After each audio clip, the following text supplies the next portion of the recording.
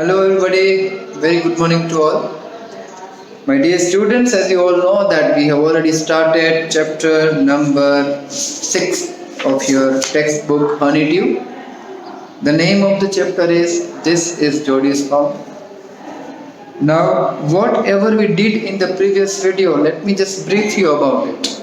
Right? थोड़ी बहुत आपको मैं hint देता हूँ कि how the lesson starts. It starts with the paragraph that says that on that particular morning, Jody did not have control over his mind in the way it means he could not stop himself thinking about the fawn. It was the fawn of the dog that had saved the life of Penny. Penny is the father of Jody. Jody's father was bitten by a snake. Poison had entered the body. And these people, as they were in the forest, maybe they had some theory in their mind, they had some idea about the mind. They might have heard from somebody that if we use the liver of the dog, right, we can draw out the poison from the body. So by killing the dog, the mother of Fawn, the father of Jody was saved. ये हमने देखा. That is the reason on this particular morning, Jody was thinking about the fawn. He wanted to bring fawn at his home. He did not have the courage to say directly to his father who was just laying at rest. आराम कर रहे थे. ऐसे he was lying on the bed. तो उसने पहले जाकर सीधे ऐसे बोला कि पापा, I have grown up now. I don't need that milk which I generally drink. मैं बड़ा हो चुका. So, can you allow me to bring that fountain? Or within few days he would learn to eat leaves and other grains and nuts. तो थोड़ी देर में वो सीख लेगा थोड़ी देर में. So if you allow then please. Hearing this, Jody's father was in dilemma. मैंने आपको पहले ही बोला था धर्म संकट में आ गया कि क्या करें. Because Jody एक टॉन्ट भी मारता है कि it would be ungrateful to leave found in the jungle all alone and scared. उसको इस हालत में छोड़ना सही नहीं होगा पापा. हमने उसकी माँ का लिवर यूज करके आपको बचाया. Now it would be ungrateful कि अगर हम उसको वहाँ छोड़ दें. पापा कहते हैं you have hemmed me in the situation. तुमने मुझे फंसा दिया. लेकिन ठीक है, I can allow, but you ask your mom if she is ready. He again went back to the table where his mother was pouring some coffee in the cup. He asked his mother, "Mommy, can I go out and bring that home?" Mummy के हाथ में जो मग था वो kettle अपने हाथ में रहा. क्या खिला पिलाओगे क्या? हाँ, if you can sacrifice the milk of your share, your part, and give it to the farm, you can drink it. बाकी कुछ नहीं. सही बात. मिलविल भी था वहाँ पर. मिलविल भी कहता है कि भाई मैं उसको हेल्प करूँगा. डॉक विल्सन नाम का एक बंदा था वहाँ पर, मैं भी फैमिली फ्रेंड. तो वो भी कहता है कि देखो madam, nothing comes free in the life. Your husband was saved by the mother of farm. Now it is your duty to take care of it. हिसाब बरोबर ही रखना चाहिए हर एक चीज में, याद रखना. तो finally mummy agreed. Millville said कि he would go with Jody to help him find the farm. निकल जाते हैं, इधर से उधर भटक रहे. All of a sudden Jody had an idea. What was that idea? He did not want Melville with him. अब उसको मेलविल साथ में नहीं चाहिए. The reason that he give, यानी he thinks of, वो क्या है? वो ये है कि if he found, he would be so happy that he won't allow to share his happiness with someone else. He would not like to share his happiness. In other way, if he fails in finding, he would be sad. He would not like to share his unhappiness with him. तो जो भी है उसको अकेले experience करना है। तो Millville को कहते हैं कि तुम निकल जाओ, मैं यहाँ से चला जाऊंगा, मुझे सब डायरेक्शंस याद है। एक जगह पर वो डॉग का कार्केस, हार्ड पिंजर जिसको बोलते हैं, डेड बॉडी पड़ा हुआ मिलता है। बजर्ड्स नाम के बर्ड्स से they had surrounded the dead body, they were going to start eating that. Jody with the help of one बाव, उसको उड़ा देता है ऐसे करके, लकड़ा दिखाकर। बिग कैट्स के फुटप्रिंट्स देखने को मिलते थे, ये सब देखा उसने। यहाँ तक हम सब ने किया। मैं पहले भी बोला था कि आप वीडियो को अच्छे से देखना, try to understand it. If you fail to understand, मैं हूं, बिल्कुल टेंशन लेने की जरूरत नहीं। हम है तो फिर क्या गम, बी हैप्पी। ओके, तो माय डियर बच्चा पार्टी, हम आज चालू करेंगे page number 91, part number 3 of chapter number 6 of honeydew. Name of this chapter is this is Jody's. Movement directly in front of him startled him so that he tumbled backward. The fawn lifted its face to his. हाथ में faun आ गया और faun अपना head lift करता है just to look at जोडी। ऐसे उसको लगेगा कि उसको कौन उठा कर जा रहा है। It turned its head with a wide wandering motion and shook him through with the stare of its liquid eyes. ऐसे देखता, ऐसे देखता। It was queering, थोड़ा शेक कर रहा था। It made no effort to rise or run. हाथ गोद में ही ले लिया था उसने, जोडी ने। कोई कोशिश नहीं की उसने जंप करके भाग जाने की या हाथ से छूट जाने की। जोडी could not trust himself to move. Jody could not trust himself to move. He whispered. Whisper का मीनिंग होता है धीरे से बोला, hey, it's me. The fawn lifted its nose, scenting him. Smell किया. He reached out one hand and laid it on the soft neck. He reached out one hand. अपना एक हाथ ऐसे लंबा किया, उसकी नेक पर फिराया। The touch made him delirious. Excited feel हुआ फाउन को।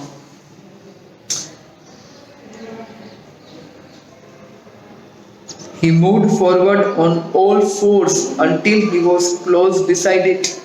He put his arms around its body. A light convulsion passed over it, but it did not stir. अभी है तो उसको उसकी ओर जाने की कोशिश की, शिवर करता है लेकिन भागता नहीं है, जैसे उसको कोई पहचान बन रही। He stroked its sides as gently as though the fawn were a china deer and he might break it. कोई चाइनीज मिट्टी का बना हुआ कोई डियर हो, तो उस तरह से धीरे से उसको ऐसे मारा, धीरे से, वरना उसको डर था कि कोई चाइनीज मिट्टी का बना हुआ डियर टूट जाएगा, इस तरह इसको कुछ लग जाएगा, तो बहुत धीरे से उसको ऐसे मारता। Its skin was very soft. It was sleek, पतला था, and clean, and had a sweet scent of grass. खुशबू भी आ रही थी। He rose slowly and lifted the fawn from the ground. Its legs hung limply. ऐसे they were surprisingly long, and he had to hoist the fawn as high as possible under his arm. आजू बाजू में घास ज्यादा था तो उसको थोड़ा, और लंबा भी था ये थोड़ा हाइट में, तो उसको ऐसे और उठा था। He was afraid that it might kick and bleat at sight and smell of its mother. Dead body थी ना उसकी मम्मी की, अगर उसको देख लेगा हो सकता है वो किक मारे, ब्लीट करे, करे, ऐसा कुछ आवाज। He skirted the clearing यानी वो जो जैसे बीच में आ रहे थे ना, उसे ऐसे साइड पे कर रहा था, and pushed his way into the thicket. It was difficult to fight through with his burden. The fawn's legs caught in the bushes and he could not lift his own with freedom. Faun के जो legs थे वो bushes में फंस जाते, झाड़ियों में, He tried to shield its face from prickling vines. तो काटे बाटे थे उससे भी बचाने की वो कोशिश करता है फाउंड के फेस को बचाने की, कि वो कोमल है, नाजुक है, डेलिकेट है, तो लग जाएंगे कांटे उसे. He tried to shield its head bobbed with his stride. वो जो फोम बनता है उससे भरा हुआ था चेहरा. His heart thumped with the marvel of its acceptance of him. Faun did not oppose or did not try to go away from जोड़ी. जोड़ी ने उसको लिफ्ट किया तो उसने वो स्वीकार कर लिया था ऐसे कि हाँ ठीक है, I am happy with you. और ये एक्सेप्टेंस जोड़ी को बहुत खुशी देता है कि चलो ये फाइनली मेरे दोस्त जैसा बिहेव कर रहा है, ओपोज नहीं कर. He reached the trail and walked as fast as he could until he came to the intersection with the road home. Intersection का मीनिंग होता है चार रास्ता, जिन्हें આપણે ચોકડી कही. तो फॉरेस्ट एरिया में से तो बाहर आ जाता है, उस पॉइंट पर आता है जहां पर चार रोड्स इधर उधर जा रहे थे अलग अलग दिशा. He stopped to rest, set the fawn down on its dangling legs, पतले पतले ऐसे weak legs. It wavered on them, यानी ऐसे बैलेंस कर नहीं हो पा रहे. It looked at him and bleated, थोड़ा ब्लीड किया, आवाज की जोड़ी को देख. He said enchanted, खुश होकर, Hey, I will carry you after I get my breath. मुझे थोड़ी सांस लेने दे भाई, मैं तुझको उठा. He remembered his father saying that a fawn would follow if it had first been carried. Found को आप पहले उठा लो, उसके बाद उसको थोड़ी देर के बाद अकेले रहे चलने की अलाउ करो तो वो अपने आप आपको फॉलो करेगा, ऐसा उसके पापा ने बोला था. एंड जोडी remembered it. He started away slowly. The fawn stared after him. उसके पीछे देख रहा. He came back to it and stroked it and walked away again. क्योंकि फाउंड गया नहीं, ऐसे स्टेयर कर रहा है, पीछे जा रहा है, जोड़ी जा रहा है. जोड़ी फिर से उसके पास आता है, थोड़ा फिर से प्यार से ऐसे मारता है. Then fawn started following. It took a few wobbling wobbling, imbalance, है ना, कमजोर है ना इसे. And cried piteously, जैसे चिल्ला रहा है, तरस खाओ मुझ पर भाई, मैं नहीं कर पा रहा हूँ. It was willing to follow him. It belonged to him. It was his own. He was light-headed with his joy. बहुत खुश है वो. He wanted to fondle it, play with it, to run and romp with it. उसके साथ मजाक करनी है, उसके साथ खेलना है. To call to it to come to him. He dared not alarm it. उसको डराने की कोशिश नहीं करता. He picked it up and carried it in front of him over his two arms. It seemed to him that he walked without it. लगा कि वो आराम से चल रहा है. His arms began to ache. हाथ दुखने लगे, obvious था. And he was forced to stop again. When he walked on, the fawn followed him at once. अब दूसरी बार जब उठाया था, अब दूसरी बार ये रेस्ट कर रहा है, तो उसके रेस्ट करने के थोड़ी देर बाद वो जब चलना किया शुरू जोड़ी ने, फिर से उसके पीछे पीछे जाना.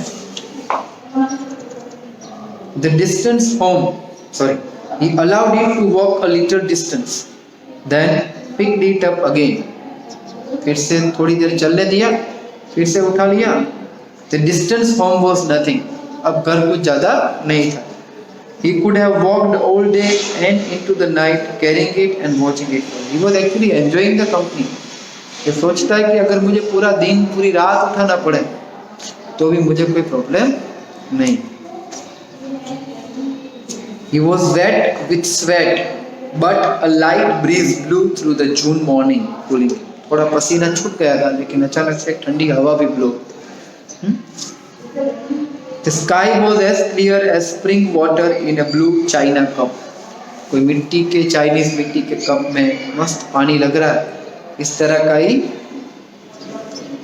स्काई क्लियर लग रहा. He came to the clearing. It was fresh and green after the night's rain. खुले मैदान में. He fumbled with the latch and was finally obliged to set down the fawn to manage. थोड़ी देर के लिए उसको नीचे रख दिया Then he had an idea. He would walk into the house, into Penny's bedroom, with the fawn walking behind him. But at the steps, the fawn balked and refused to climb them. He picked it up and went to his father. Penny lay with closed eyes. पहले जोड़ी ने एक बार सोची कि पापा को surprise कि मैं पहले चलकर जाऊंगा और मेरे पीछे पीछे ये आएगा फाउन, लेकिन फाउन बेचारा चल नहीं पाया जाता और रिफ्यूज टू क्लाइंब देम, वो स्टेप्स चढ़ नहीं पाए। तो उसने उठा लिया, अपने पापा के पास जाता। Jody called, Pa look. Penny turn his head, सो रहे थे तो ऐसा हेड घुमाया, turn. Jody stood beside him. The fawn clutched hard against him, एकदम से दबा, यानी फाउन ने भी जोर से पकड़ रखा था इसको। It seemed to Penny that the boy's eyes were as bright as the fawn. यानी he was able to see the happiness in the eyes of जोड़ी। अच्छा लगा उसको कि मेरा बेटा आज इतना बहुत खुश है। फाउन भी खुश है क्योंकि उसको कोई केयर टेकर मिल गया। जोड़ी भी खुश है क्योंकि उसको अब लगा कि अब वो गिल्टी का फीलिंग नहीं आएगा कि हमने फाउन को छोड़ दिया था। He said, I am glad you found him. अच्छा किया बेटा, तुमने उसको ढूंढ लिया।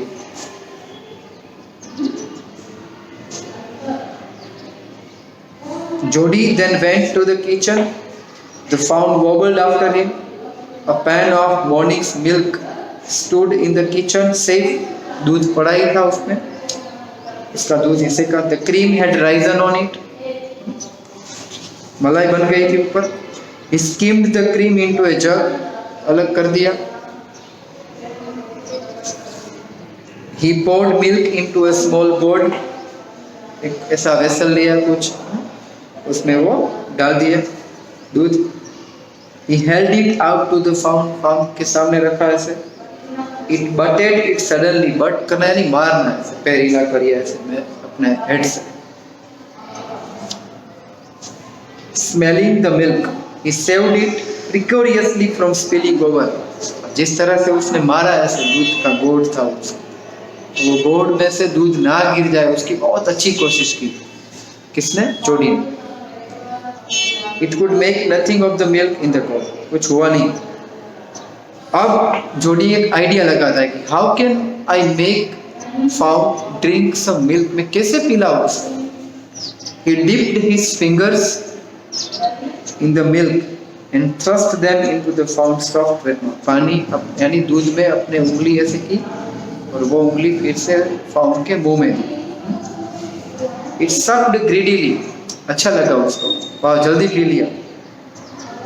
When he withdrew them, it bleated frantically and butted. जब दूध इस उंगली वापस ली तो अच्छा नहीं लगा फाउन को और गुस्सा किया, फिर से बट किया, ऐसे मारा।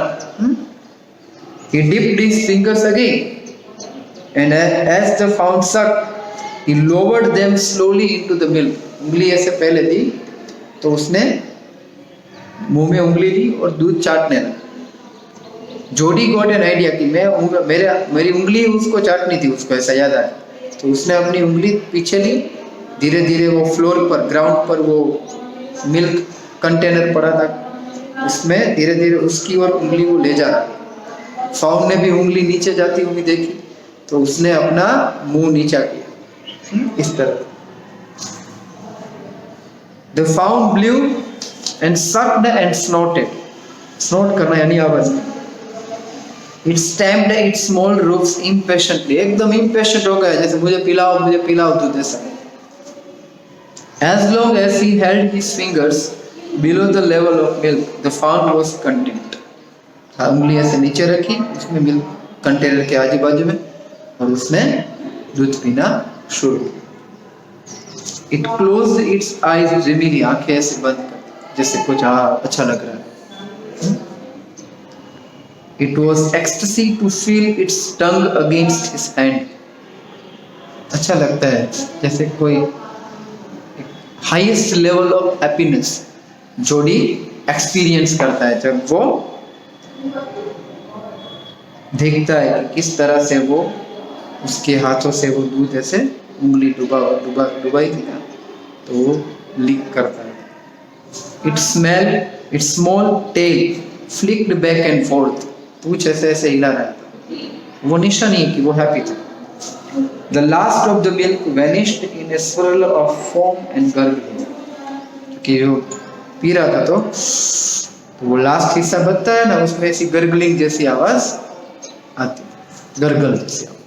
ठीक है बच्चा पार्टी, ये चैप्टर यहाँ खत्म होता है। आपने देखा कि किस तरह से how Jody brought the fawn from the forest, how he took care and how he made fawn feel very comfortable at home, at new home. फिर से बोल रहा हूँ, वॉच वीडियोस रेगुलरली, जब भी आए तो अच्छे से पढ़ने की कोशिश करो। हम सब जानते हैं कि corona has stopped us coming to school and studying regularly, but every problem has a solution। तो हमने solution ढूंढे निकाला है, वीडियोस बना रहे हैं, लाइव सेशन ले रहे हैं। We also want you even to be very active in this process, cooperate। okay, अच्छे से पढ़िए, डाउट्स है तो लाइव सेशंस में लेकर आइए। Till then, thank you, जय हिंद।